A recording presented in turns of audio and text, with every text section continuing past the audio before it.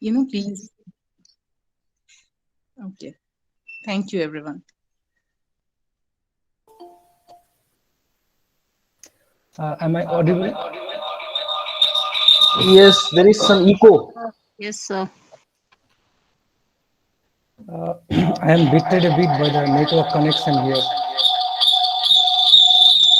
I think, Murshida, your voice is echoing. Okay, let me try with the mobile phone then. Sure, sure. Sir, good morning, sir. Good morning, Mateen. Good morning, everyone. Yes, thanks for joining. Yeah, Yeah. welcome. Is it okay now?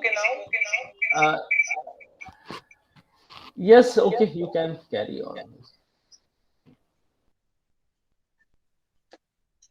Off your video, better turn off your video. I think then maybe Okay. audio might be a bit better.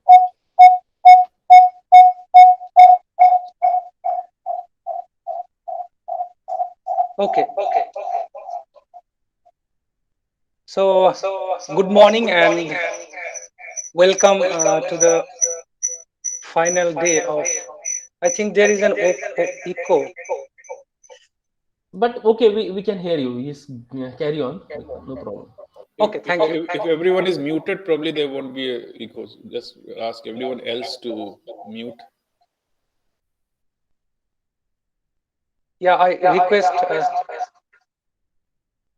the participants here to please mute your microphone. Okay, so warm welcome to the final day of the 3 day conference on belonging and homelessness, jointly organized by the Bengali Academia for Social Empowerment, Ambedkar Center for Social and Cultural Studies, Gaur College, Malda, and Dr. B.R. Ambedkar College, Nadia. We have been listening to the debates surrounding the questions on belonging and homelessness for the last 2 days. And in this third plenary session, we are joined as a speaker by Professor Tanvir Fazal. Professor Tanvir Fazal is Professor of Sociology at the Department of Hyderabad. Previously, he taught at the Center for the Study of Social Systems, Jawaharlal Nehru University, and at Nelson Mandela Center for Peace and Conflict Resolution, Jamia Millia Islamia. Professor Fazal has held important positions as advisory member of international research bodies and policy forums, including Delhi Policy Group and the Satar Committee, where his role was to analyze the stratification of the OBCs among the Muslims in India. As a political sociologist, he specializes in the sociology of nationalism, community formation and identification, with specific focus on discourses of rights and entitlements. His recent interest has been in studying forms of collective violence and cultures of impunity that inform both state practices as well as social life. He has written extensively on such issues, and let me mention only a few of his from his monographs or edited volumes and special issues. He published Nation State and Minority Rights in India, Comparative Perspectives on Muslim and Sikh Identities, that was published in 2015 by Routledge, London.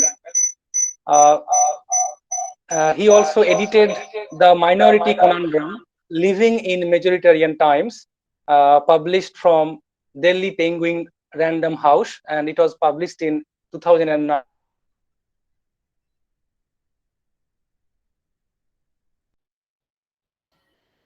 We've lost the voice. Yes, well, just um, maybe, yeah, Murshida, go ahead. Yeah, we lost you for some time.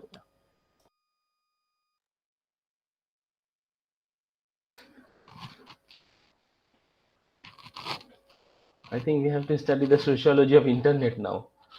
Uh, India, and his address today, or his talk today, is us today. Now, I welcome you to deliver your talk. Over to you, sir.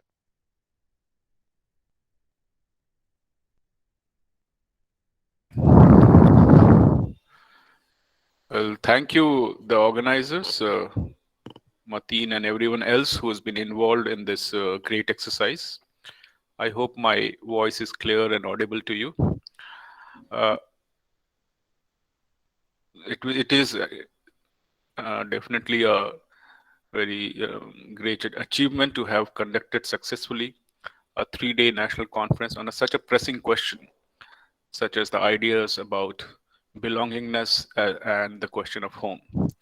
These are today at which should have been settled long time back, at least at the inauguration of the Republic, but it seems to have been reopened today again. And as a result, what we see is that there are different kinds of ramifications which have emerged. There's violence on the street. There'll, continuous and constant reporting about various kinds of lynchings in which the members of the vulnerable communities, particularly minorities and the Dalits, have been targeted. We also are witness to various different kinds of promulgations of law which today redefine the question about citizenship, identity, nationality, homelessness, etc., home and belongingness, etc. In today's discussion, I want to, this is a sort of the title of my presentation. All of you would have seen it. Is the at the crossroads, Muslims, law and state in India, and it actually is part of a book which I'm in the process of publishing, which looks at the practices of the state, and particularly in relation to the Muslim question in India. It focuses largely on various different kinds of encounters between the Muslims and the legal apparatus, and the kind of generalizations or abstractions which we can draw from that. In this discussion, I will also slightly refer to those some of those cases.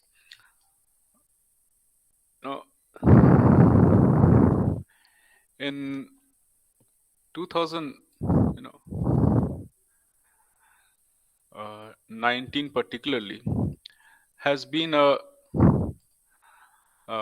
kind of a watershed in the biography of the Indian state. On the one hand, there was a resounding victory of the Hindu right, second time in continuation. And this immediately was followed with a series of parliamentary amendments. And this included, say, the abrogation of Article 370, the special protection which the state of Kashmir had enjoyed because of its historical process of accession. This is a special provision which is not only was not only available to Kashmir, but to various other states of Northeast India too. However, what was abrogated was Article 370. We also found the whole question of the triple talaq being taken up as a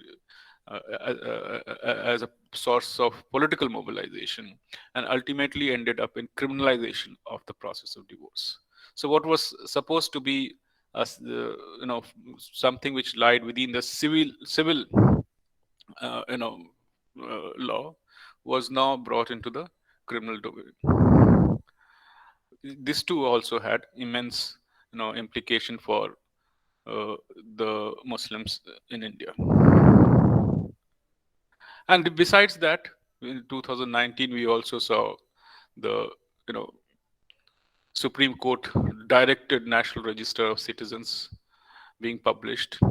The final list ultimately rejected the citizenship claim of nearly 2 million residents of the state. We do not know exactly their, religious division, but by all indication, I would say that it has to be primarily a large number of, uh, Bengalis and Bengali Muslims. 2019 also saw the, the 5-judge bench of the apex court, which handed over the title of the site of the demolished Babri Mosque for the construction of Ram Temple. It thus concluded what was a 150-year-old debate, legal process in favor of the temple. We also saw then the inauguration of the temple, laying of the foundation stone of the Ram Temple, with the Prime Minister participating in company with the RSS chief, which was an organization otherwise indicted by the Inquiry Commission for the demolition of the mosque in 1992. So it is argued generally that this is a new normal, which militates against the idea of India. The idea of India, which was supposed to be plural, which is a non-denominational secular republic, and its founders had embraced this, that this idea of India was at the fulcrum of the national movement. And this was what the Indian state had set itself out to realize as it tried to, break free of the colonial chains. And for this, for many commentators, including scholars, this kind of a new, India which has emerged, the new normal, with its notion of Hindu nationalism or monochromatic nationalism, is a new one and probably un-Indian. For example, in the late 1990s, Sunil Khilnani, in his treatise on the idea of India, he saw diversity of opinions, ideas, and styles as constitutive of Indian nationalism. What he would call it as a dhoti with endless folds. But a decade later, when politics of Hindutva rose, and it led to different kinds of clashes, including the horrific, Gujarat 2002. Khilnani, in his preface which he wrote later, tried to clarify that this plural idea of India had within its store certain conceptions that sought to singularize Indian diversity and make it a narrower place. For him, this politics had made Gujarat the calendar girl of big business, as well as the purveyor of most chauvinistic and poisonous politics. But he continued to rest his hopes on Indian democracy, on accomplishment of the founders, and it seemed as if Gujarat was an exception.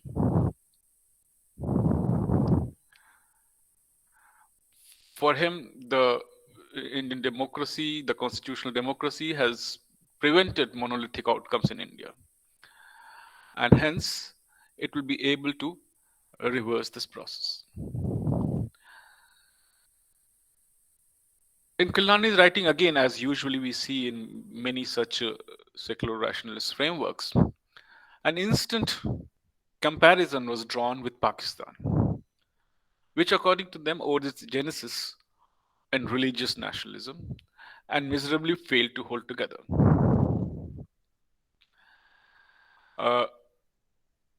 Khilnani feared that India might turn into Hindu Pakistan if cultural supremacist trends were not arrested or not stopped. A similar type of fear was echoed by Congress Member of Parliament Shashi Tharoor, for which he received huge backlash from the Hindu public when he compared India as increasingly going towards becoming Hindu Pakistan. But such comparison, Pakistan and Taliban, are not very uncommon in India. The Indian idea, it was suggested and it is strongly held, contrasted against, its better or the Pakistani idea of nationalism and statecraft. And this allegory is invoked quite often to contrast the intrinsic Indian ethos of tolerance as against the fanaticism of its neighbors. Uh, you know, the roots of Indian tolerance usually are traced to, the ancient philosophy and Hindu view of the self and the world. This again has been, has been reiterated by many uh, significantly important people, commentators such as, say, Amartya Sen in his Argumentative Indian traces the roots of India's pluralism to coexistence of competing paths to truth in Rig Veda. Similarly, Tharoor also drew a comparison between Hindutva and Hinduism in his Why I Am Hindu, and tried to show that how the the Indian tolerance drew itself from the characteristic tolerance of the Hindus or Hinduism. However, far from actually, and very recently, if you have been following the news that in Rajasthan, in his speech addressing a rally, the Congress leader Rahul Gandhi also tried to draw this comparison, arguing that India was a nation of Hindus and not of the Hindutvavadis. The whole idea probably is to embarrass the Hindutva, activists and ideologues.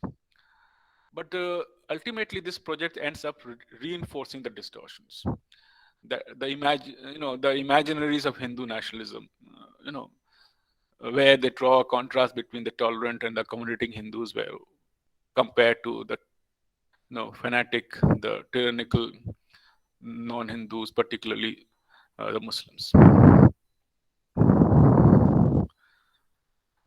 The source of violence, the agent provocateur, is then the Muslim, the sword-bearing, beef-eating jihadists. So, despite the project of rescuing India from, Hindutva or Hindutva distortion, ultimately this feeds into this whole idea about tolerance, Hinduism versus Hindutva. Ultimately feeds into this Hindutva discourse itself. Now, my concern has been that if this idea of a tolerant India, of a plural India, was so deep into its heart and soul, so much deeply embedded in its national core, then how could this idea start unraveling or started demolishing in no time? Just after 2014, it is said that this new normal came into being.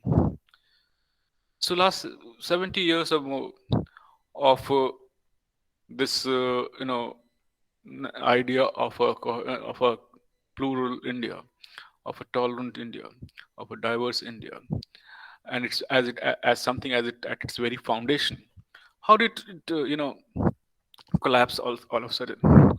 How have the institutions which are supposed to have more enduring kind of a existence, how did they in no time started how did they start falling in line?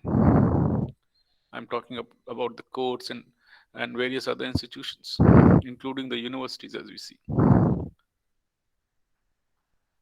Of all the recent breaches in the foundational idea of India, one with the most far-reaching ramification consequence, as we know, is the alteration in the Citizenship Amendment Law. In the Citizenship Law, the Citizenship Amendment Act hits at the core of the Indian citizenship, which was otherwise seen as secular, has now ethnic qualifications or religious qualifications. But if you recall, although it triggered massive protest. This massive protest was largely confined to areas and localities and universities predominated by the minorities or the Muslims. There were civil society organizations who too came forward, but the theater of much of the action and protest, as well as the repercussions, have been the Muslims. I'm not, leaving out certain sections of the intelligentsia as well as the secular civil society. But however, it would be completely dishonest to acknowledge the fact that much of the masses which participated, as well as the leadership which emerged from the grounds, was coming from the Muslims as well as its newly, emerging middle class. Why is there no popular outcry when the very foundation of the national idea, very foundation of the Indian idea was broken, was demolished through this, Citizenship Amendment Act? If it was something with something as a foundational principle of independent India, why did it appear in tatters, in no time? On the contrary, what we see is that there is rather a sort of a endorsement from large sections of the old and new middle classes, as much as from the poor and the rich.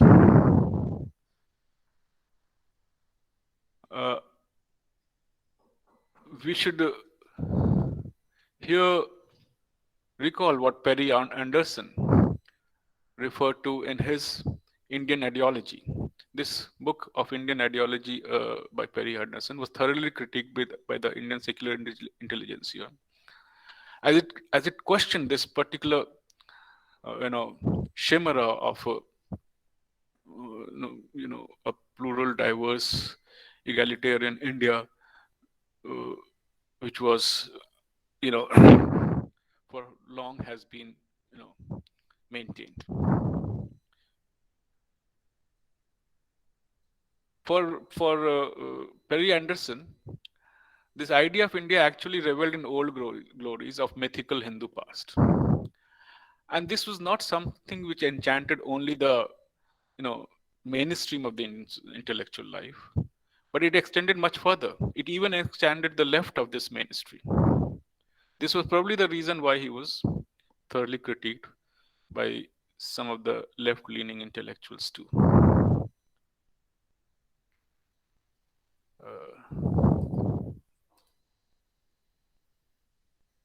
I hope it's clear. I heard some sound, so I'm not very sure that we are still connected. No, so it's clear, sir. Okay, all right.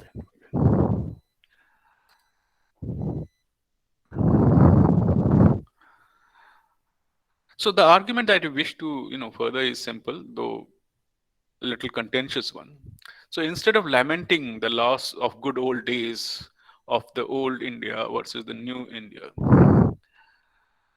and creating this kind of a binary opposition, as if the past was very glorious, the present is inglorious, we should try to investigate as to what turn of events, processes, relics, and forces of history abetted the rise of this brute majoritarianism. And we therefore will have to,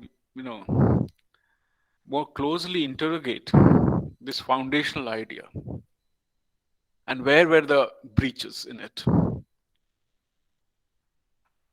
One way of doing this is probably to examine the structure and practices of the state, the modern Indian state. And here I attempt to do it particularly, as I said in the beginning, in relation to the way in which this has emerged in context of the Muslim presence.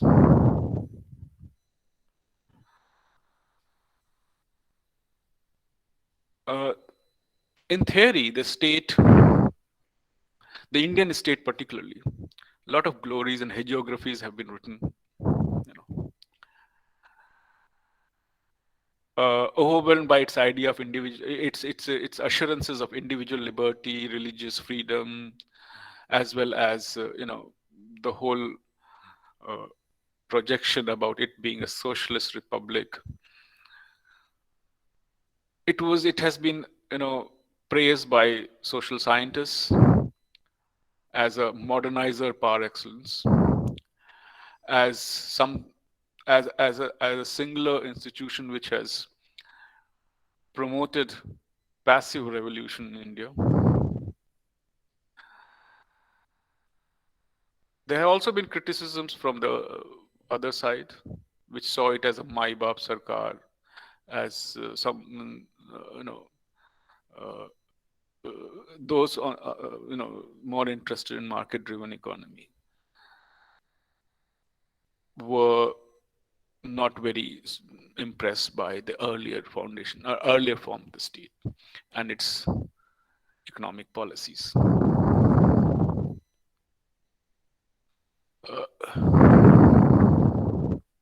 The transformative agenda that the national movement promised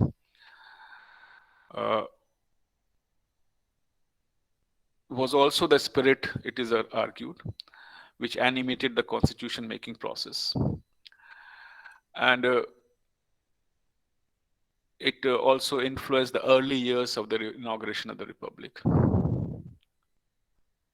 And hence, if you see, if you leave aside the Muslim question for a while and try to see the way in which the state responded to some of its fundamental promises, such as that about socialism and equality, what we see that there's a series of land reform legislations, banishing of untouchability, affirmative action policy, and different kinds of equality of opportunity as well as entitlement. However, from formal guarantees to substantive realization, the fissure was wide and has only amplified in the last 70 years of its existence. Despite innumerable legislations, the distribution of land holdings remains skewed and actually has rather further augmented for those at the bottom. Recent Oxfam India report on the state of equality in India shows the top 10% of the Indian population holds 77% of the total national wealth. More appalling is the fact that nearly 73% of the wealth generated in the year 2017 was cornered by the richest 1% of the population. And in stark contrast, the poorest half of the population saw only a 1% increase in wealth. A chief characteristic of Indian state is therefore multivocality. Multivocality. It speaks in multiple voices, signifying several and often mutually incongruent meanings. And this is discernible in its foundational doctrines and manifested in the statutes, policies, and programs. For instance, commitment to socialism did not thwart flirtations with monopoly capitalism since the early days and turned to the liberalization later. Similarly, conservatism prevailed, mostly evident in directive principles. If you look at the directive principles, what you see is that many of the debates on, say, for example, cow protection, etc., which emerged from the Congress right, have been accommodated there. So conservatism has prevailed, most evidently in directive principles, coexisting rather happily with proclamations for promoting scientific temper and building a modern society. Though India is not a confessional state, it claims itself to be a secular state. The principle of secularism is breached at will by chief functionaries, each time with a unique rationalization. For example, in the early days, there was, if you remember, there's a debate between Rajendra Prasad, the president, and Prime Minister Nehru over the inauguration of the temple in Gujarat. And therefore, there is a multiple interpretations, and these interpretations have varied in terms of times and demands of history as well as politics.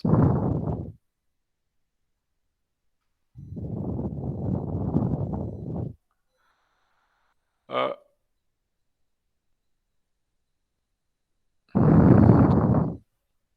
Now, in spite of a very clearly defined legal, political, and bureaucratic structure, with fairly institutionalized rules of conduct and procedures, the autonomy of the Indian state from entrenched interests within the society is still a subject of debate.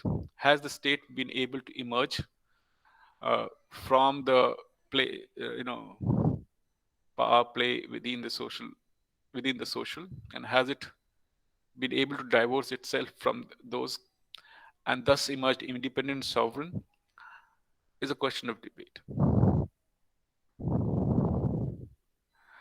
And there are also ambiguities surrounding the orientation and actions of the state, which has left even theorists bewildered, resulting sometimes in very ambivalent kind of formulations.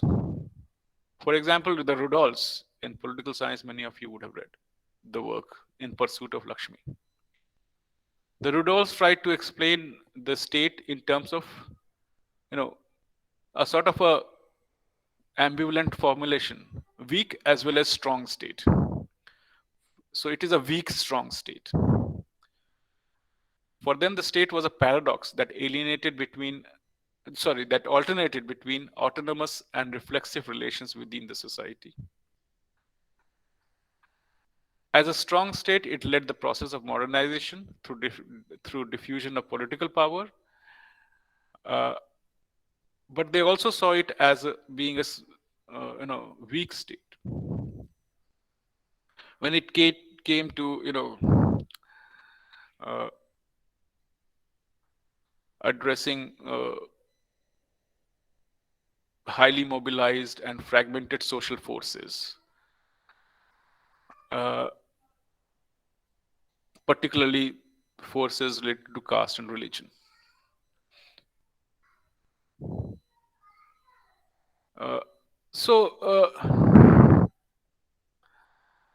This comes out also very clearly in the case of the state's relationship with the minorities as well as the Muslims. The ambivalence as well as multivocality can be seen in various different dimensions when it comes to the relationship with Muslims. And in terms of as a social science pursuit of studying the state, I would recommend the adoption of a kind of a framework of analysis which is offered by the anthropological comprehension of the state in practice. So while the macro theories of the state see it as an ensemble of coordinated institutions and with again macro structure, the state as a leviathan, but an anthropological study, very particularly in recent times, which have been quite focused on understanding the state in the everyday life of the people, as well as the everyday practices of the state, have more closely examined it in terms of its quotidian existence. So there are rules and procedures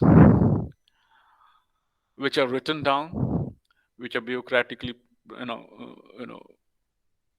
in the ideal bureaucratic structure which Weber imagined or fashioned. But there are also various different kinds of procedures which routinely take place, without necessarily being in the formal rules. In this way, we are able to get a closer look at the everyday operations of the state agencies as much as people's experience of it. Because of paucity of time, I am not going into the great details.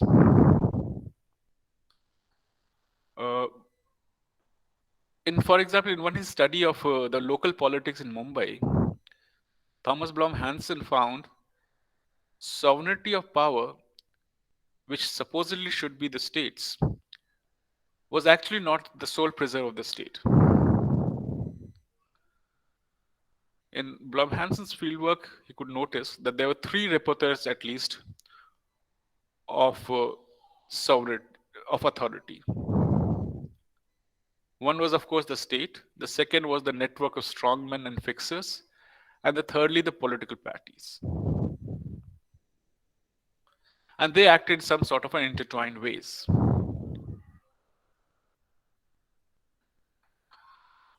Political parties in Mumbai, when Blom Hansen was doing his fieldwork, political parties like Shiv Sena operated both within the legal framework as well as outside of it, through informal structures of authority as well as violence.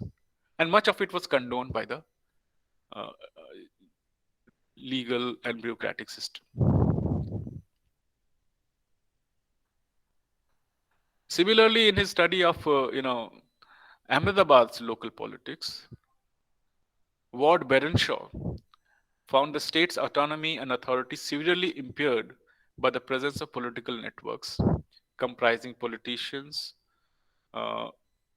as well as gundas and state officials who acted as intermediaries between state and the citizen. This, what according to Berenshaw, led to the emergence of a mediator state, one which was deeply embedded in the society through these networks, who manipulated implementation of policies, programs, and legislations.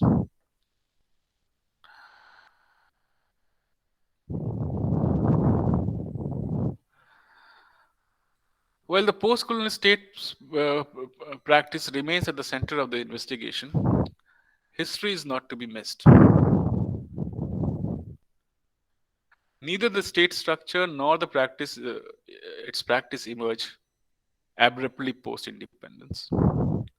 It inherited the colonial state, colonial apparatus, rules and procedures, as much as storehouse of knowledge and skills sharpened through years of colonial administrative practice.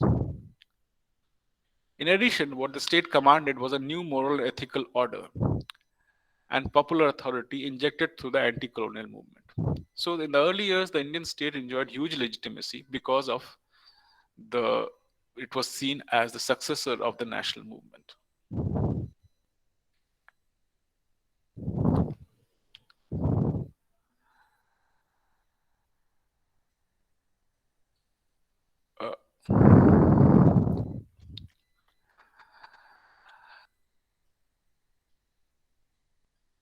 Now, when we, I was referring to this volume which I am in the process of publishing, and this actually takes up different cases, and tries to see in each of these cases how the state responds as well as categorizes, classifies an ordinary Indian Muslim. For instance, the Presidential Order of 1950, which all of you would be aware of, restricts the scheduled caste status to only Hindus. And later on, it made amendments to, include the Sikhs as well as the Buddhists.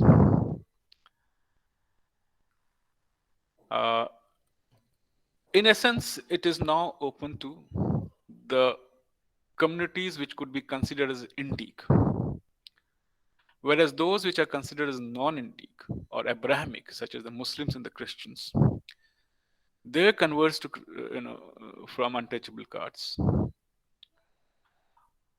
are denied the status of of the scheduled caste. As a result, there is a great inequality which is created between people who are following the same profession but following different religions. So, for example, a person who is a scavenger amongst the Muslims is denied any special provision. He could have been included in the OBCs recently, but it is not in parity with the kind of entitlements which SC status brings in. His counterpart, the Hindu scavenger, continues to enjoy. I won't say enjoy, but is entitled to the scheduled caste status. Despite, the Christians converts were the earliest to take this anomaly to court. And despite the courts acknowledging the fact that there are caste practices which exist even in Christianity as well as non-Hindus, but it, for one reason or the other, has continued to deny them the status of scheduled castes. Earlier, it was argued that even if there are evidences of caste practices amongst the Muslims and Christians, but whether it is at the same level as that experienced by the Hindu caste has to be established. If that parity has not been established, the ST status cannot be given to them. Most interestingly, in such cases, the courts have come up with a theory or a doctrine of eclipse. According to this doctrine of eclipse, supposedly, your 2 or 3 generations earlier, you being one of those from the scheduled caste list, converted to Islam or Christianity, for those 2-3 generations, you lose your SC status. But if in the present generation, if you decide to return back to your to the Hindu fold, the caste which had eclipsed for that period of time is revived, and thus you are entitled to this status. This was a decision by the apex court in KP Manu case from Kerala very recently. In effect, it actually facilitates Ghar Wapsi, the campaign of the Hindu right.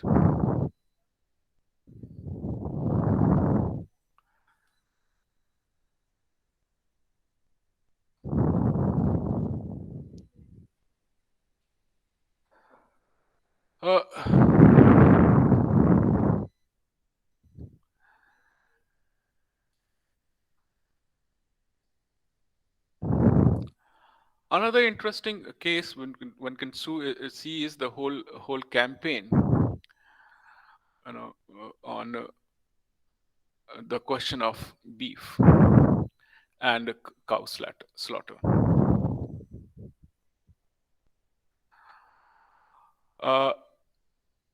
A couple of years back, or a little more than that, the media houses in India were, had developed deep interest in the biryanis being sold at the roadside vendors, by the roadside vendors in Haryana or Uttar Pradesh, etc. One of them even went for an undercover operation, tried to pass himself as a Muslim, and asked the poor vendors selling biryanis and trying to make ends meet that whether it was buffalo meat or whether it was cow meat being used. And then the outcome of this thorough investigative journalism you can say, very daunting, daring kind of investigative journalism, which actually targeted the poor. The result was that one of the vendors revealed in private conversation that people actually relish beef. And so, as a result, even if we pass it off as buffalo meat, but probably we use the one which is supposed to have been prohibited. Now, while the media houses went ahead with this kind of a story, at the same time, we saw that vigilante groups, such as the Gauraksha Samiti, etc., had increased immensely their activities. They started targeting particularly Muslims who were, transporting cattle from one place to another. They were termed as cattle smugglers, or slaughterers, or all sorts of names. And the Haryana, government, as well as many other governments, also enacted laws. These were not new laws. These laws have existed from the 1950 onwards. The laws against caste slaughter. But these were given new teeth now. So in the Haryana, say, Gauvansh Sarakshan and Gau Samvardhan Act, to be translated as cow and its progeny and its protection, as well as Conservation Act 2015. Not only was slaughter supposed to be prohibited, but even consuming biryani laced with beef was considered to be a grave offense, and which would lead to a maximum, rigorous imprisonment of 10 years.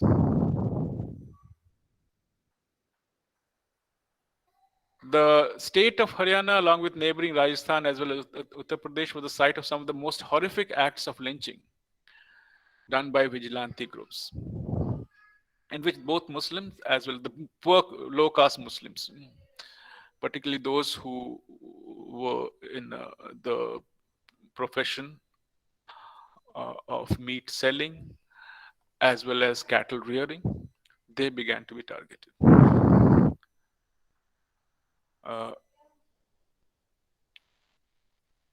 In its content and implication, this act ended up apportioning the blame on the victims while exonerating the offenders.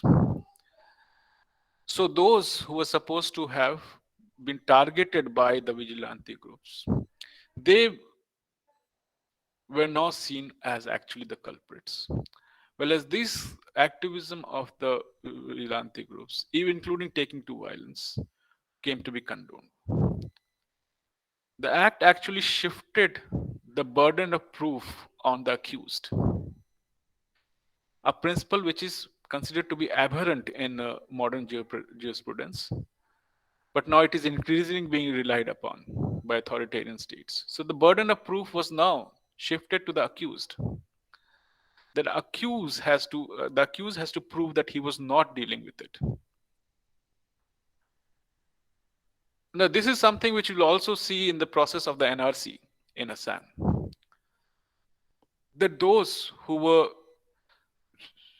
particularly in the identification of, D voters and other things, that people who accuse their neighbors or others of being foreigners, they are not supposed to provide the proof.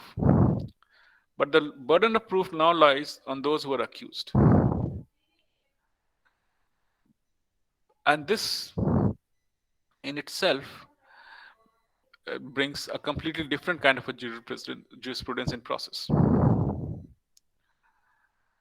leading to extremely difficult times for certain communities and groups who are continuously targeted. The Haryana law actually came along with a blanket impunity for excesses committed during the course of investigation. As an additional provision, apart from slaughter or selling and storing of beef, the transport of cow without a permit to do so was also listed as an offense liable for severe retribution. As I said, Haryana is not the only one when it comes to this kind of a the provisions against slaughter. We saw that in Gujarat as well as in Maharashtra. In Gujarat in 2005 and Maharashtra in more recent times, banned slaughter of all kinds of milch animals, and this was not only restricted to the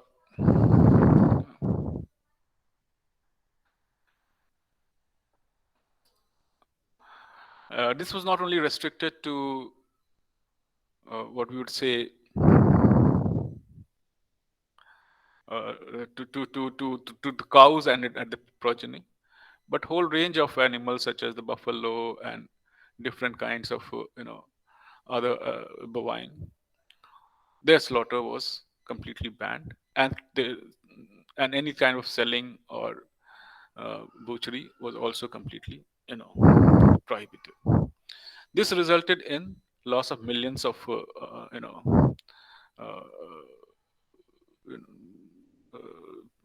people through millions of people from the livelihoods, and this has been well documented. And as a result, it also did not necessarily achieve its intended purpose of protecting milch animals.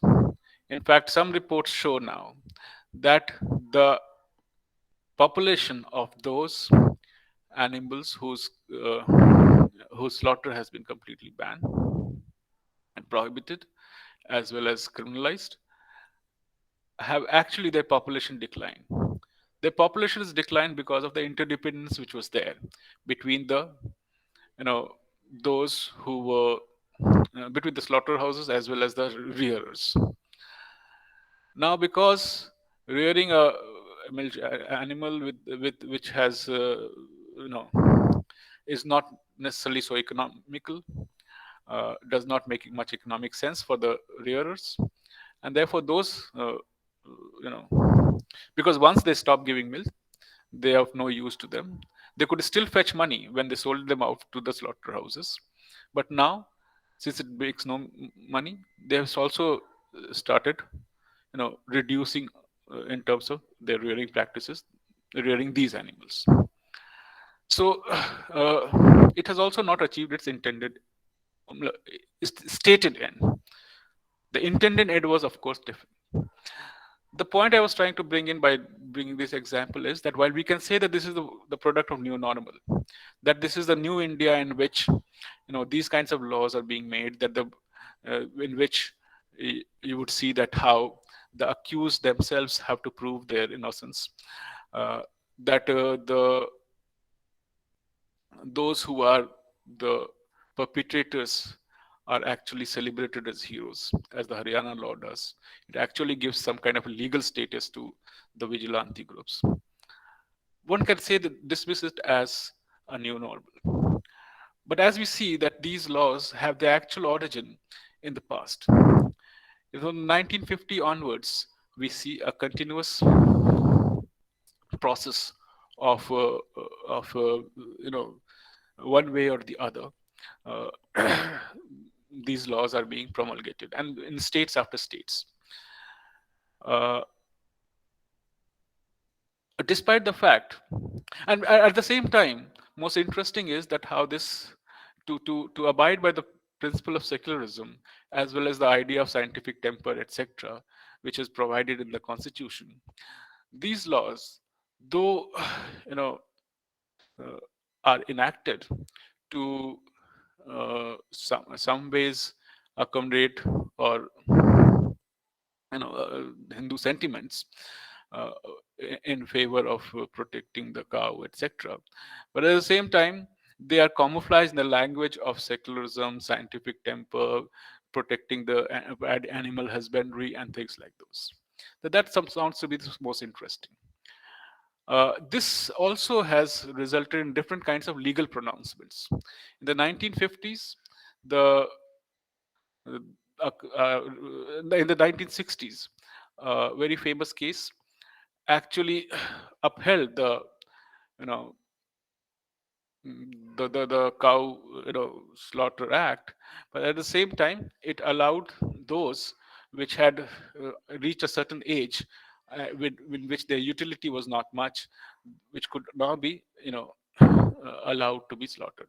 It also did not extend this to other bovine. But in the 2000, with the rise of new kind of Hindutva resurgence, the courts too started succumbing in a different direction. They revisited the 1960 decision, which was also by the Supreme Court, and said that the times have changed, and now we can probably probably put a total ban on all kinds of, you know, bovine. So this point is important because it has actually affected, livelihoods, and it has also affected or imposes certain kind of, you know, eating habits, which you know which otherwise the Indian Constitution protects. It also affects the choice of profession, which again comes under the various ways in the uh, various kinds of freedoms and rights which are enshrined in the Constitution. So the important point which I'm trying to argue is that while there are various different instances in which the uh, Muslims and their encounter or relationship with the state can be seen, and this in itself uh, has connotations uh, which which we can see not only in terms of how it has unfolded in present times, but also how its source, its continuity, even if it has acquired a certain kind of a, uh, you can say, a certain kind of a enormity and ferocity today, but it definitely has had its roots in the past, and where uh, there is a very significant uh, extent of breach from its own foundational principles in the practices of the state. Uh,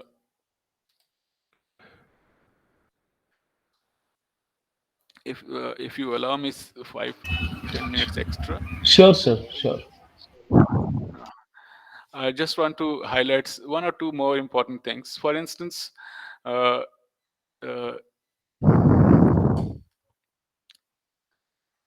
there are also moments of crisis when normal functioning of the state is supposed to severely constrained by developments which are extraneous. This, for example, Agamben says, are states of exception when normal functioning of rule of law comes to be suspended, making state agencies, relatively free on their own. What should be the moral compass within which the actions of the state should be judged in such situations? Now, at least fairness in approach and justness in action are the two profound principles that all modern states are expected to comply with, irrespective of any given situation. Uh, so, for instance, pandemic, was a period of such exception, and we know that pandemic has been the pretext in which, world over, various kinds of exceptional rules and laws were imposed. In India, too, there have been complaints from the opposition that, taking the pretext of pandemic, various kinds of principles of federalism were compromised, including the way in which the declaration of, say, lockdowns took place and all that, the whole centralization process in the vaccine distribution, and many other things. So these are situations of exception, and which the state comes up with those kinds of exceptional laws, rules, etc. But it's still, in those situations too, the justness and fairness in terms of the conduct of the state are principles which necessarily be compromised with. But see, we saw it during the pandemic too, that how there was a particular section of the uh, population which was targeted both by the state as well as the public in general. So there is almost a, in crisis times, a parallel structure which comes into play, particularly in the case, say for instance, in the riot situations. You will see, if you investigate the riot inquiry commissions and the processes through which justice is delivered, we find uh, multiple ways through which the truth of violence is obliterated through unnamed and delayed FIRs, prolonged inquiries, tardy investigations, false testimonies, framing of victims as perpetrators, and so on. The beyond riot control and investigation, the partisan role of the police ranges from being spectators of violence to taking the role of the perpetrators themselves. In one of the essays included in this volume, which I have been referring to, is on the Bhagalpur riots of 1989. Interestingly, the Bhagalpur riots, the inquiry commission which followed the Bhagalpur riots came up with two different kinds of reports. The same inquiry commission came up with two different kinds of reports. The chairman's report condoned the violence by the police, by the majoritarian groups, whereas the members' report was completely in opposite direction. And it brought out how the police was complicit, that how the superintendent of police himself led police, disproportionate police actions against Muslims, that how the police remained bystander, etc. This the interface between the police and the Muslims has also been recorded by Thomas Blom Hansen in his work on Mumbai, where he saw that how the police, the state, in the eyes of the Muslims or others, has two kinds of binary imagery.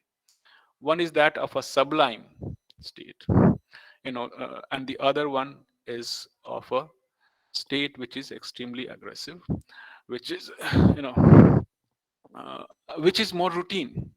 And sublime character comes up during the post riots, when the you know when there are course corrections. The state also requires to maintain its legitimacy of being a fair and just state, otherwise it will collapse. So it institutes inquiry commissions, etc. But these are only momentary, whereas the routine experience of the Muslims in living in localities, etc., is the way in which they are seen as dens of criminality and regular police incarceration, police imprisonment. So as a result, what we see is very skewed data which emerges from prison population. For instance, in 2014, 1/5 of the prison population across India comprised that of Muslims. This 1/5, which means 20%, whereas the Muslim share in the total population is 14% or something, slightly above 14%. Most startling figures were returned from states such as Gujarat, where the Muslim share in the population is 9.5%, whereas 25, more than 25% uh, was the share in the prison population. In Maharashtra, 30% compared to the 11% share in population. Your West Bengal too has a very solid record. 48% in jails, whereas the share in population is 26%.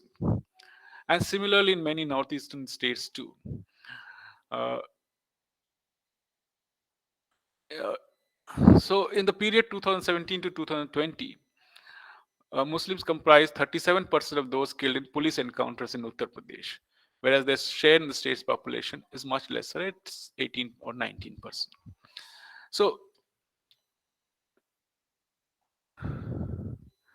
So both the everyday as well as the extraordinary situations elicit almost identical response from the police and the legal apparatus towards the Muslims.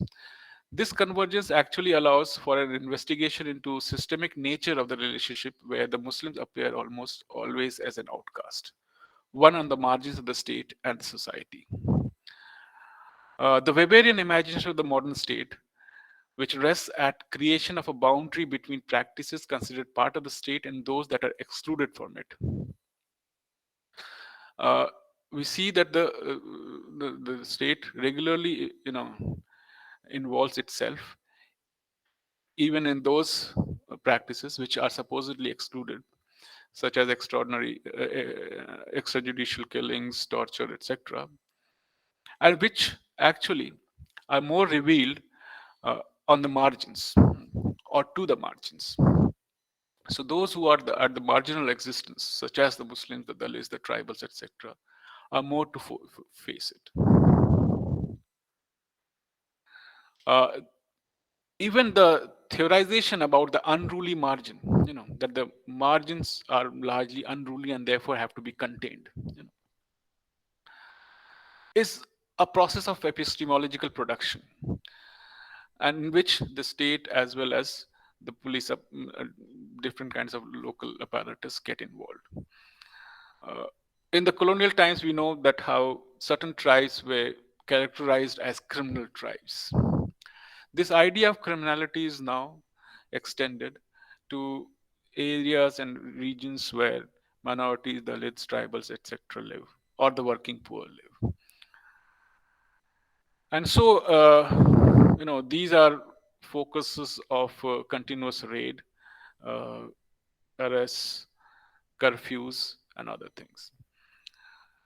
During the Searcher Committee, we noticed that the Muslim localities, particularly, because our focus of analysis was Muslim localities, the Muslim localities particularly, lacked sufficient number of schools, but had far more number of police chowkis and thanas.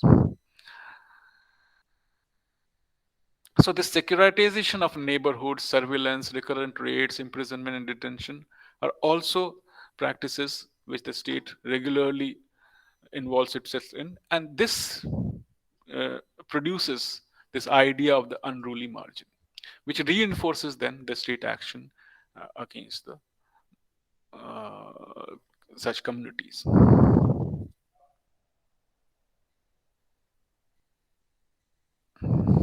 Let me also conclude by arguing that the Muslims, so classified as bigoted, fanatic, criminal, or prone to violence, etc.,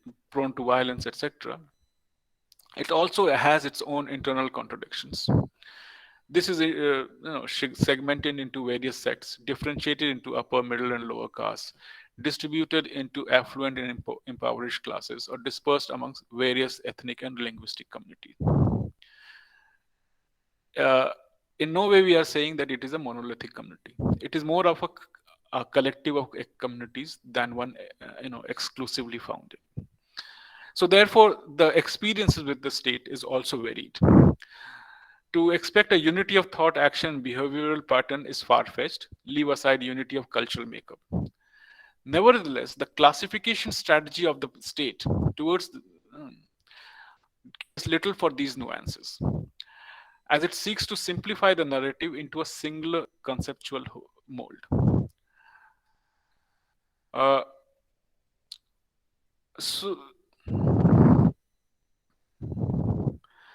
And the negotiation with the state power and the dominant trends in the society takes place at various levels. Not all sections of Muslims or those on the margins are evenly placed. Those who are the poorest at the bottom of the ladder bear the most. They bear the most of violence, arrests, routine doses of insult and humiliation, the subtle and blatant discrimination, and so on. The relatively affluent at times are able to mobilize resources and escape the ignominy. For example, in the so-called indigenous Muslims of Assam foreground their nativity as against the foreignness of the immigrant Muslims, and thus they were able to, so as to escape the exclusion from National Register of Citizens. Sections of Muslim elites everywhere joined the chorus of beef ban or anti-slaughter rhetoric to be counted as good Muslims. During the early days of the pandemic, if you remember, when the Tablighi Jamaat members came to be made the scapegoat, certain members of the Muslim intelligentsia joined others to denounce the organization for its archaic philosophy and stubbornness. At times, there is also a sectarian strife that comes to the fore, as during the Babri Ram Janmabhoomi dispute, when the Shia and Sunni Waqf boards found themselves in opposite camps. The play of power is complex, and the margin too is riddled with competing interests. Nevertheless, the classification system that brackets communities and groups into certain kind of types, stereotypes, it escapes none. So there is, of course, a cumulative and graded idea of marginality, a combination of material and symbolic forms. Those at the bottom suffer on all counts, while its upper crust can escape occasionally, not always. When violence comes in, it very often erases this difference. The latent thread of violence continues to structure this relationship between the state, the community, and the national public. I will stop here because while there is a lot more to share, but I'll stop here and will be happy to take questions from you. Thank you so much, sir. This is really, I think, one of the most fascinating talk in the year 2021, and especially analyzing such an important and complex categories and going beyond the very, dominant and hegemonic understanding of binary understanding of secular, communal, minority, majority, and going beyond this binary, and especially linking that entire discourse with the state, with the law, and especially the everydayness of the state, like state as an from the socio-anthropological point of view.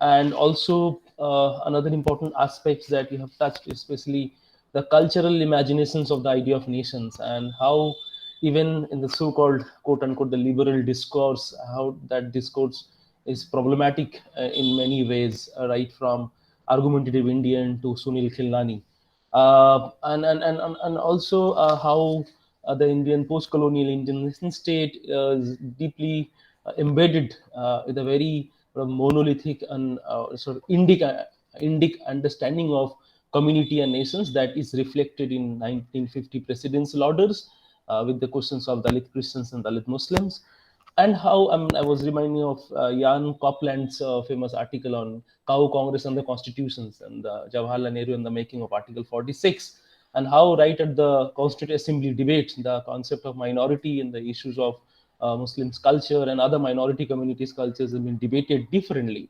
K.M. Munshi, one of the member of Constituent Assembly, and later we see that he is one of the founding members of VHP later on. So and this is very important, but I won't take without much delay. This is I would like to request all our esteemed audience here. I'm sure there are many people from academics, from bureaucracy, and from civil society organizations. Please feel free to have your questions. We could already see in a chat box questions by Murshid Alam. Sir, can you read the chat box, or should I read out? Murshid is basically questioning. Thank you. It's better you read, because so that yeah, others can I'll do that. Thank you, Professor Fadil, for inclusively analyzing the monochromatic of totalitarian nationalism in contemporary India. His question is, what is the way forward for the Indian Muslims to fight their position as quote unquote captive subject, a new kind of Muslim politics? What are the new kind of Muslim politics? The mainstreaming of Hindu right happened coincidentally with the coming of neoliberal capital. Your views on that, and do you see a hope in the present protest, the farmers' protest or citizenship protest? You would like to answer now, or a lot of questions, and I'm sure the Levin is. There are people from different universities here, so you would like to answer one by one, or should I collect few more questions and they will respond? Sir, you are unmuted. Let me respond to this. Sure. All right, very briefly, I will. So long as what kind of politics can or how Muslims have to deal with this situation, I would say that Muslims in India do not live in isolation, and in fact, I many times come to argue that to visualize a Muslim society, many times we sociologists also keep constantly referring to Muslim society, but I do not see necessarily as a society which is exclusively Muslim. Muslims are deeply embedded in various ways, and there is a relationship of interdependence. This, because of paucity of time, I could not elaborate on that. But say, for instance, even the case of the whole cow question, there is a sort of an interdependence which now seems to be broken. Uh, the Yadavas as well as the Mayo Muslims are the cattle rearers. The Qurayshis and the Khatiks and the others, as well as some sections of Dalits, are beef eaters, and also those who take it as a question of livelihood. There are some who sections of the population who do leather work, where others, do not do it. They rather only trade in it. So there is a sort of an interdependence there. Of course, this interdependence is also marked by hierarchy. Now the question is, how do Muslims deal with the situation in themselves? As I said, the Muslim question is a complex one. If you recall the last part of my talk, and so therefore, an exclusive Muslim politics may not even attract the Muslims themselves. What is more important, therefore, is to build solidarities, to choose, and in the process of building solidarities, keep the questions which confront them at the forefront.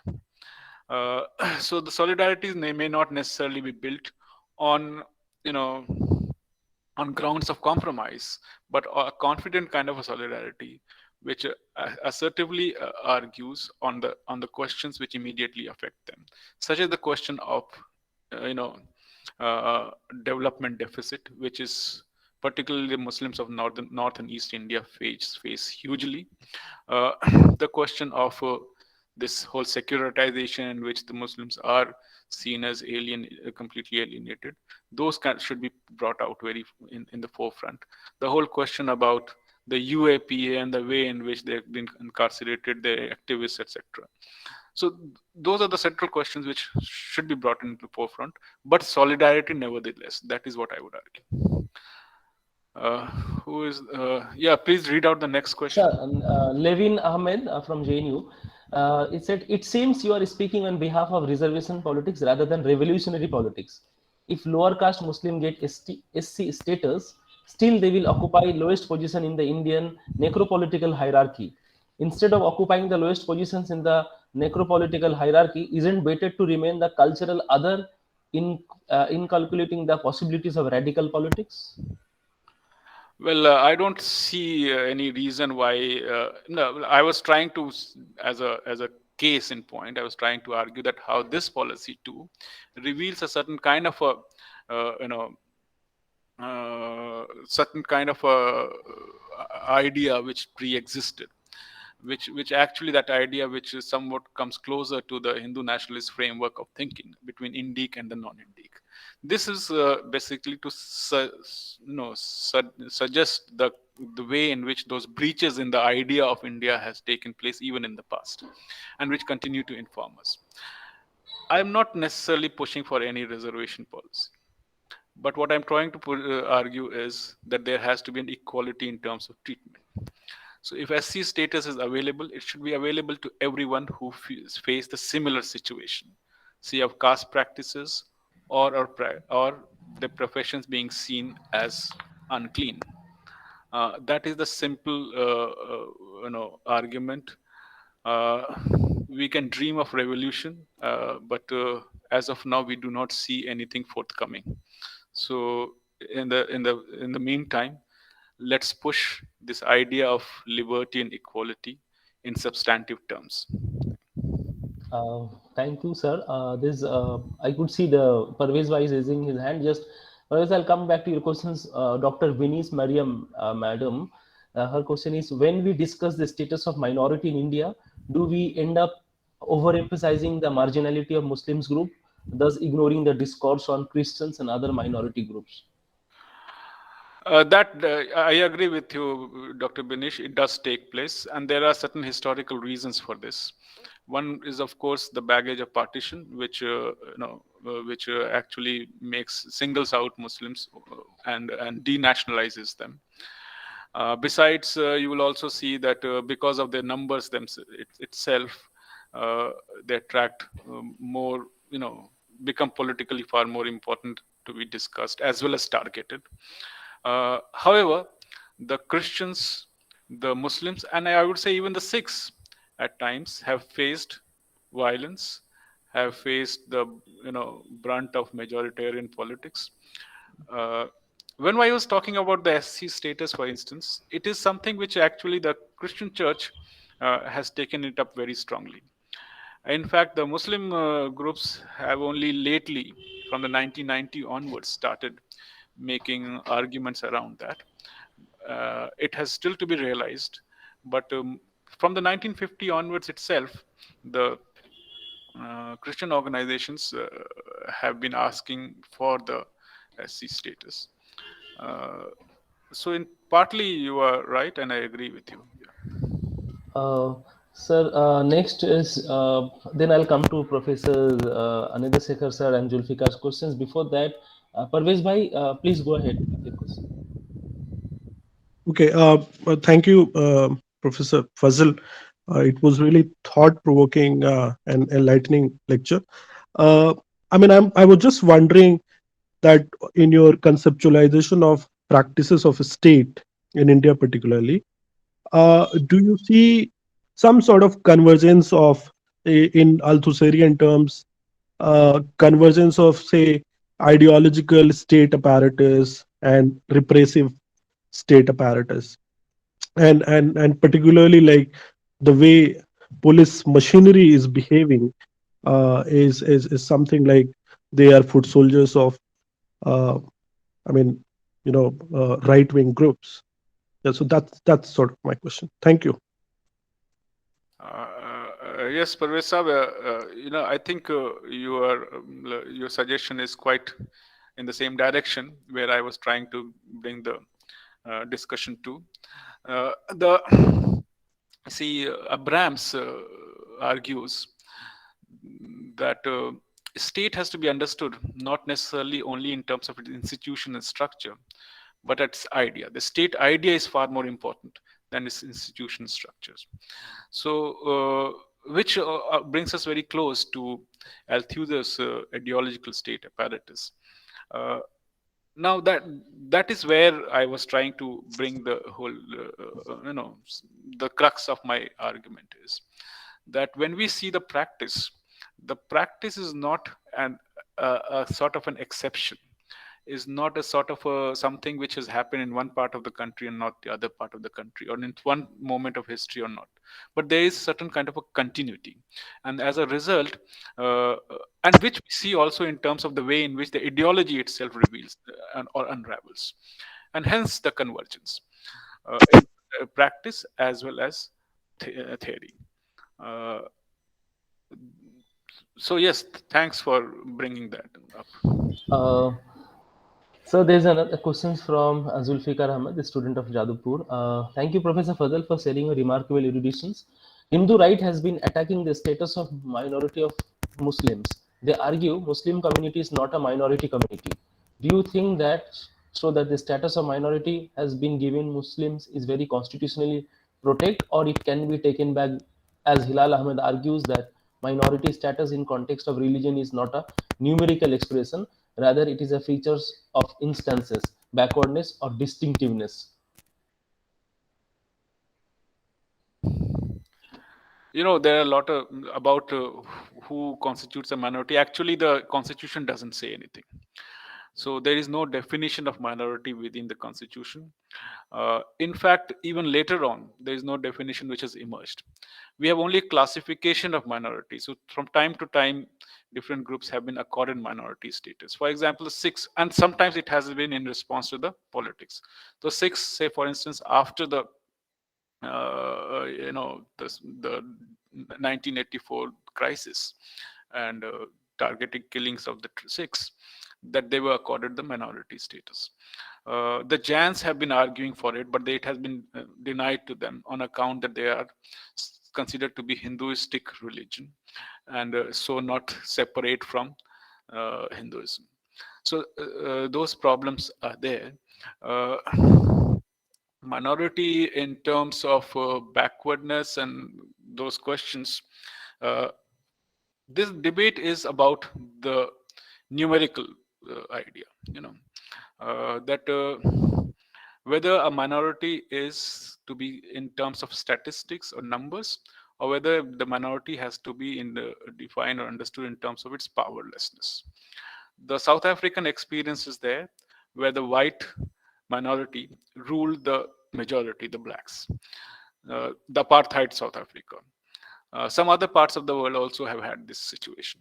So therefore, the question has been that when we are talking about minority, when we are talking about powerlessness of a group, whether number is sufficient, And here it is very interesting that there was a case in Allahabad High Court, 2007, when the judge gave a judgment saying that although it was a case about the funding of madrasa or something like that, but the judge went beyond that and in his order wrote that the Muslims of Uttar Pradesh are not a minority.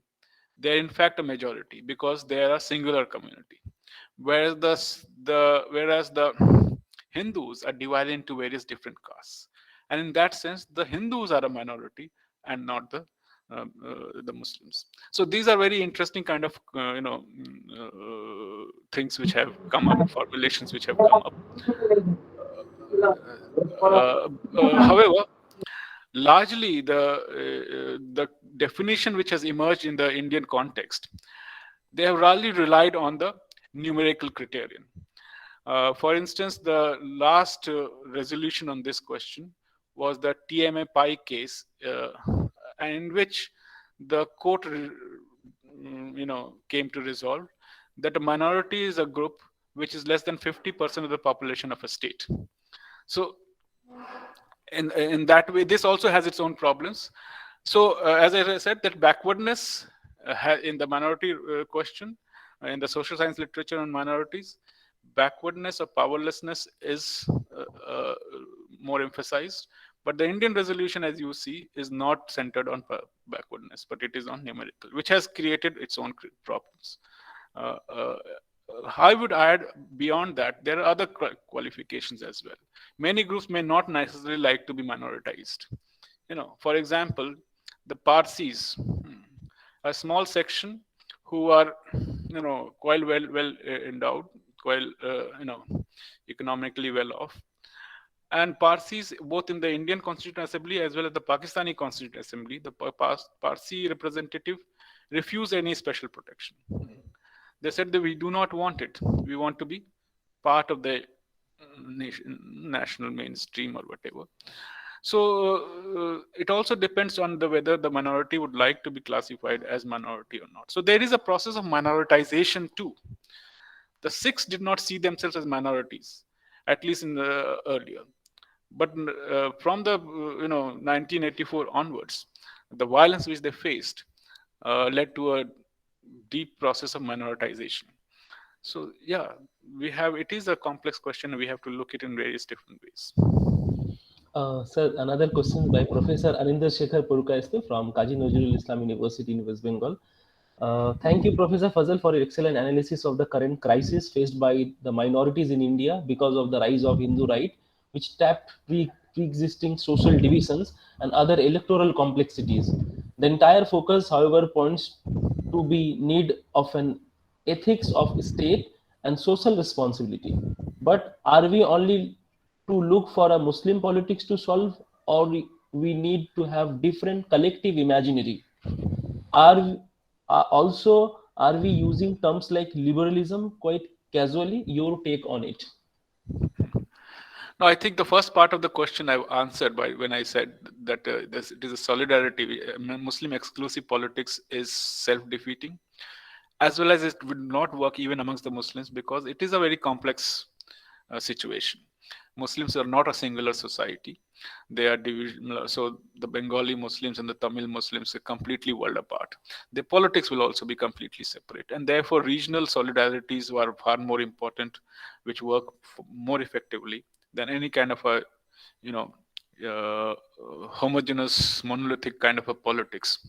Uh, However, as I said, that there are certain questions which are very critical questions, which have emerged as a result of the not because of the diversity of cultural practices amongst the Muslims, but the interaction of the Muslim with the state has led to a certain very critical questions. One of which, as I referred to, is the whole process of continuous criminalization, and the whole question being turned into a security question. Uh, and these are the questions which, in building solidarities, uh, these are the questions also should come up and come up strongly. Otherwise, it will be lost of, despite their importance. The question about liberalism, yeah, it is there. It in very loosely also used. Uh, there is political liberalism compared to the economic liberalism, and in political liberalism, those who clamoring for individual rights and individual freedom as well as in equality, irrespective of the cultural baggage, etc., would be seen in a different light. Whereas those who see economic liberalism as the answer to all the solutions of the world, they look for uh, you know freedom in the market exchanges and things like this. So this, yeah, it has been used very liberally to very loosely, very often, but more usually in the political discourse, not in social science debates. Thank you so much, sir. If anyone has any comments or questions, please you can raise your hand. Mateen, may I? Yeah, please, Professor Rafat Ali from Yeah. Jadavpur University. Yes, sir. Please. Thank you, Mateen, for this. And I really like to thank Professor Fazal for such a fascinating lecture. I think I have learned so much, and I must confess that I have become your fan from today. And I definitely have more questions which I will ask Mateen to give me your email. And but today I'll say very kind of you. Thank you, sir. I just have one question to ask, sir, which is like, do you think that you talked about the ambivalence and multivocality of the state? So I see this as a kind of where the justness and fairness of the state has been violated by the state itself. And you talked about all this.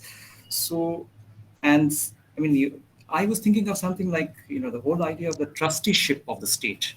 Things which I've been reading in another philosopher, Moroccan, Abdul Rahman Taha, and where everything is held in a state of trust. So it's something which is not to be taken for granted, but you return it. So, but when you return, you need a kind of, the idea of justice or truth or anything, equality is something that, I mean, even if it is interpreted or you try to change it, I'm thinking more in terms of like Habermas, for instance. You try and communicate that. The idea of communicating this with otherness, that needs a great deal of trust on both parties. And there are so many parties involved here. The state is in dialogue with so many diversities, so many othernesses. So if the state is losing trust, the trust is lost on the side of the several, on the other side as well. So how do you think that can be addressed? Sorry, Rafat. Actually, I think there was a problem in the internet connection on my side earlier. Okay, right. Yes. I lost some part of your question. May I repeat? Briefly, if you could repeat, then it'll be very helpful. I feel that, if the state has lost the trust, then the other parties, because justice is something that if it cannot be interpreted, or if it cannot, you cannot use, practical and political ends to mean it, then it has to be communicated in the sense of all othernesses have to be involved in a kind of a dialogue. One has to come to it sort of a communication. So in that communication requires trust. So where will that trust be built on, even on the other side of the... That trust can be built by alternative politics. It will not be built through state or at the site of the state, but outside of the state. I'm not that way saying that state and society necessarily completely separated. The much of my crux of my argument was that how state itself is one of the actors within the social dynamics. But yet, if we notionally see somewhat of a distance between the state and the society, the process of alternative politics can create those new imaginaries in which a trust, but a different kind of a trust is built, where there is mutuality amongst groups and communities, as well as individuals. And there is a certain idea of justness and fairness, thoroughly debated, but at some point, at least on some questions, there is a unanimity. That's how I believe it can take place. So new imaginaries of politics are important. Right now, what is the way in which, say, the opposition politics is also emerging is extremely dissatisfactory, that it is conceding grounds to this aggressive Hindu nationalism, and it is probably at a loss altogether. I believe, I continue to hope that it is only a momentary thing, that it is in search of a certain kind of ideas which they are looking for, that is only one of those efforts, and it is not necessarily a definite rightward shift of Indian politics, that there will be some retrieval. But as of now, I would argue for a new imaginary of politics, which is completely, a fresh one, and it does not, which may not necessarily mean that I'm arguing for a new kind of forces of politics. The old forces of politics may themselves be those who can take up this process, but they will do it only when other ways are tried, tested, and have not succeeded. Yeah.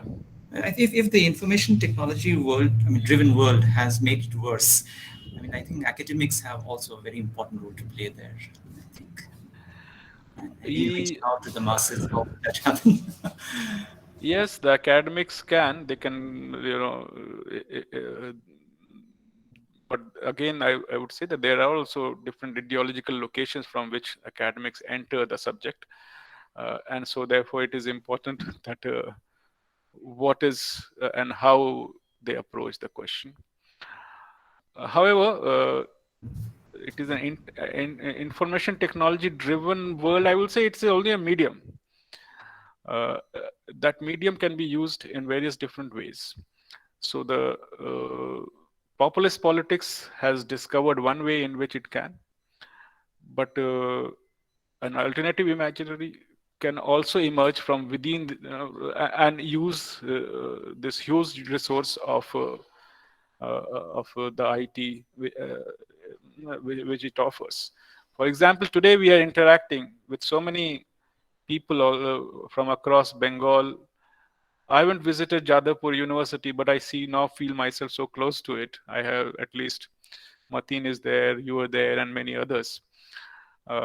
And this kind of a possibility was probably not in pandemic times, particularly, was very difficult to achieve. So even if we are very, cautious and critical, but there are certain possibilities which it offers, and it depends on. But it is only a medium. It is not in itself a driver. Great. Thank you so much, sir. We won't be taking much time. If any pertinent or urgent short questions you have. I had a brief question which has been partially asked. I was reminded of my master's class attending Professor Tanveer Fazal Jamia Millia Islamia lectures on religion, violence, and peace. During today's discussion, you talked about the state behavior. but there is a social acceptability of certain kind of things. So in that, I just have a small question, which is part of the question which has already been asked. Uh, has there been fault lines or problems with the Muslims interacting with the other communities? Because the social acceptance of whatever is being, being dictated or expressed by the state is something quite problematic. I see there a big problem. At least these were the communities which at certain times in history in India used to live together peacefully, or they have coexisted harmoniously. So where does the problem lie? Is there any fault on the at the side of on the side of Muslim community?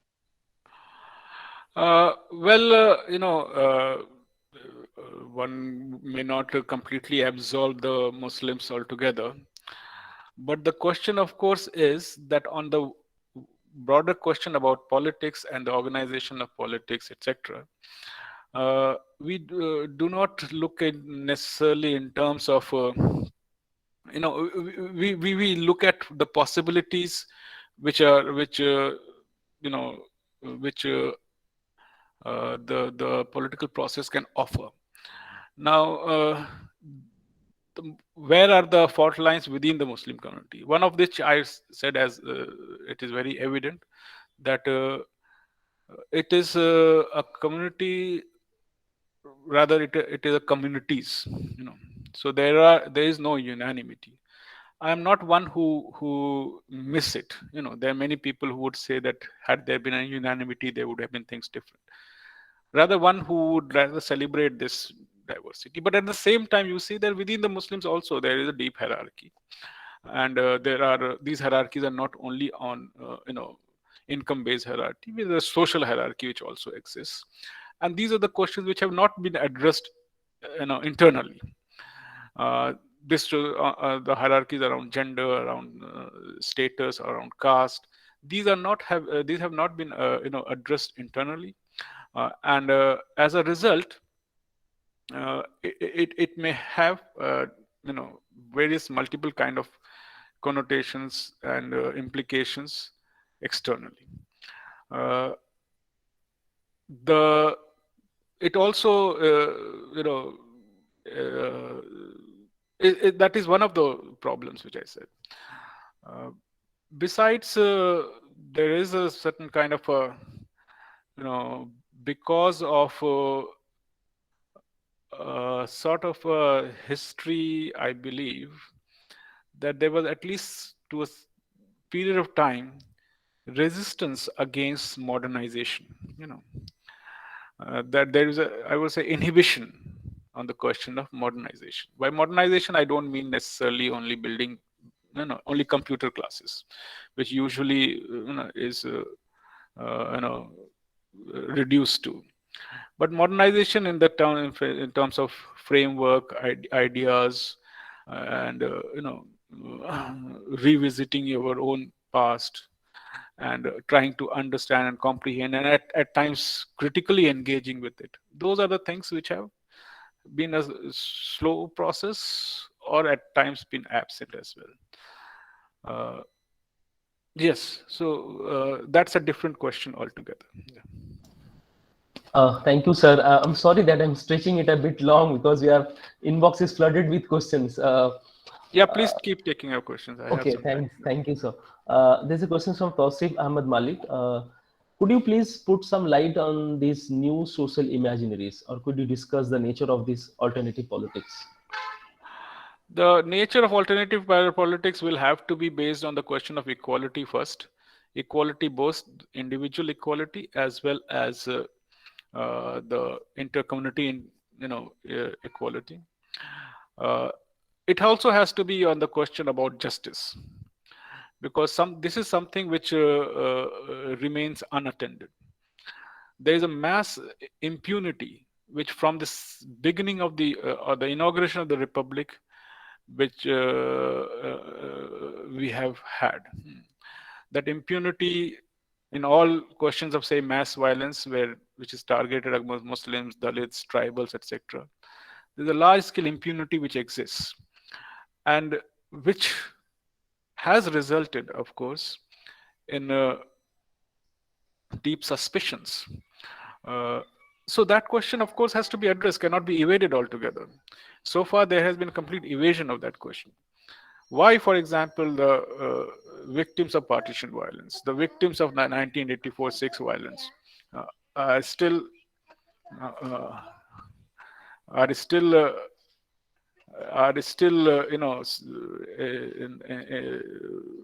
waiting for that. So, and the same remains in all, whether you see the Bhagalpur riots or any other mass scale violence which has taken place. Not only the targeting Muslims, but even other situations. So those are the questions which need to be addressed.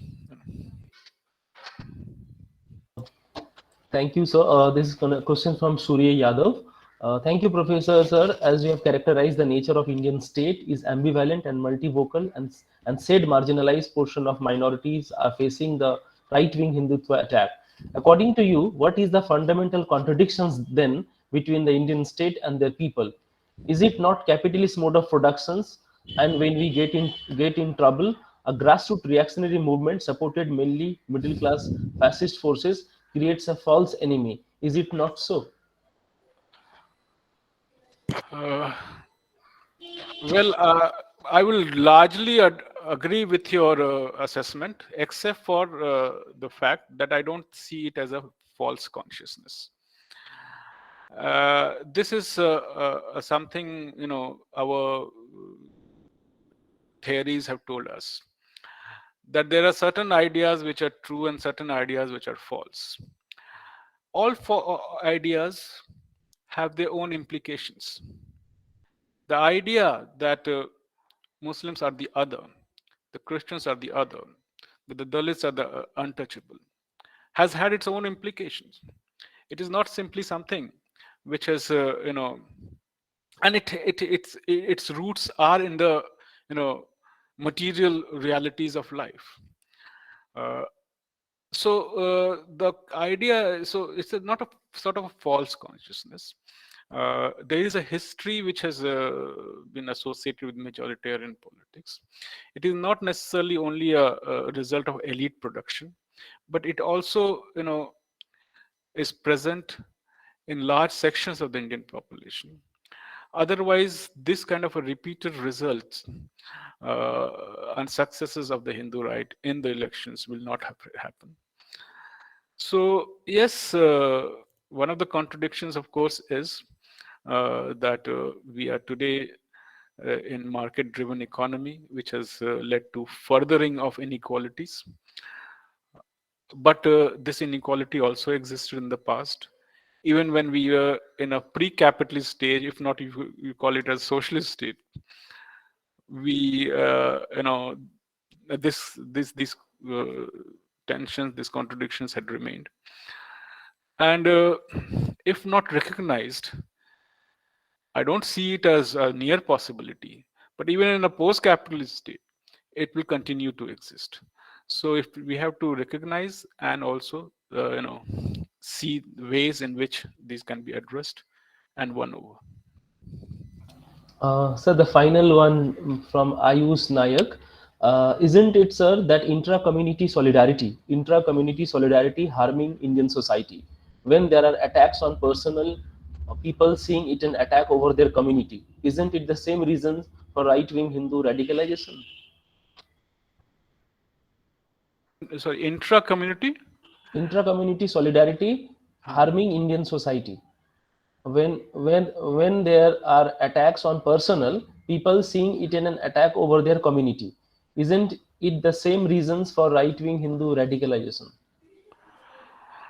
Well, many of the attacks are not on the person as such.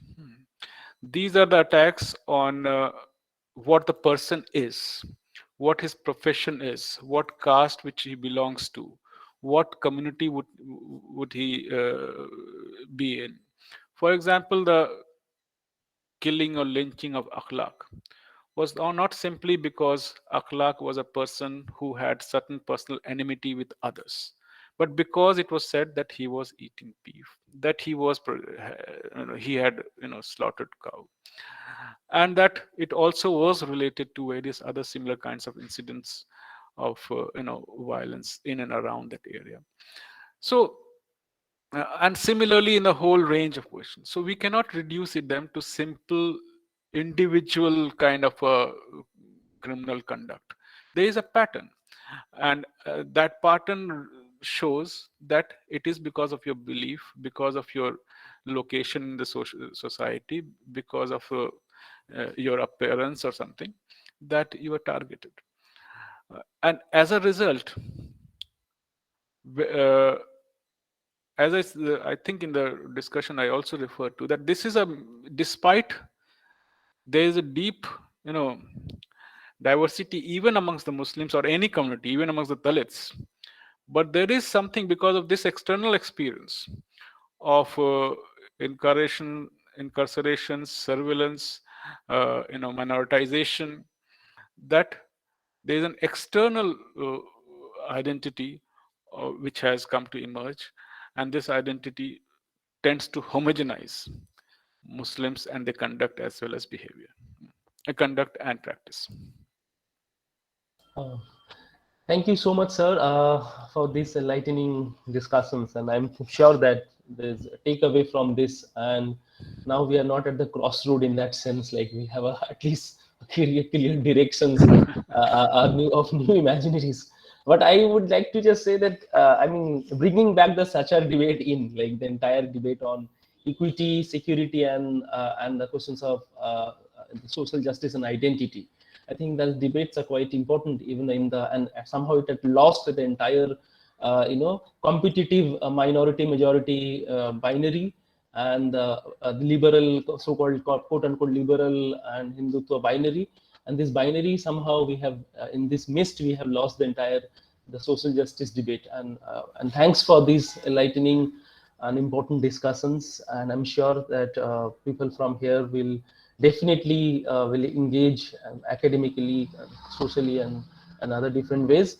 Now I would like to request Morsheda, if your network is not well, then I would like to call Zahira Hussain, assistant professor at the college, Surendranath College, Department of English, affiliated to University of Calcutta, for formal proposing vote of thanks. Thank you so much, Mateen sir. Am I audible properly? Yes, very much. Okay, so very good afternoon to everyone, and good afternoon to a very respected Tanvi sir. And yeah, on behalf of the Bengali Academia for Social Empowerment, I feel absolutely honored to deliver the formal vote of thanks for this plenary session.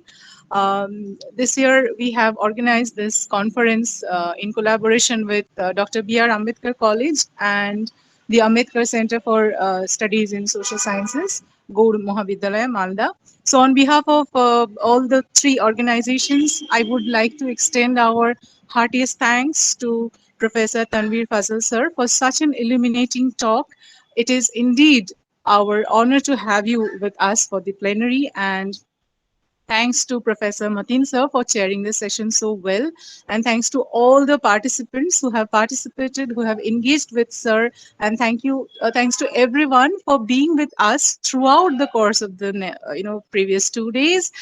We request Tanveer Fazal sir to be with us for today is the last day of the conference. So it is our humble request, sir, that if you stay with us for the next plenaries, we have already shared the schedule with you. So if you can kindly be with us, it would be absolutely great for us.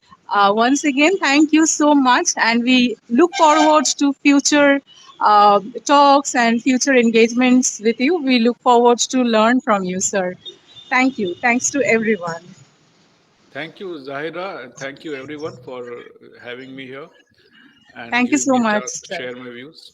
I would only Thank say, you so Zahira, that I would have loved to continue this and attending this conference, but Yes. now is that my daughter's time. I have to. Okay, sir. Okay, okay, And she's already absolutely. come Yes. knocking twice or thrice. Okay, So, sir. Yes. so therefore, That's excuse me. perfectly understandable. Thank you so much for being with us. Yes, this is over to you, Matin sir. Yeah. Thank Okay. you. Thank you then.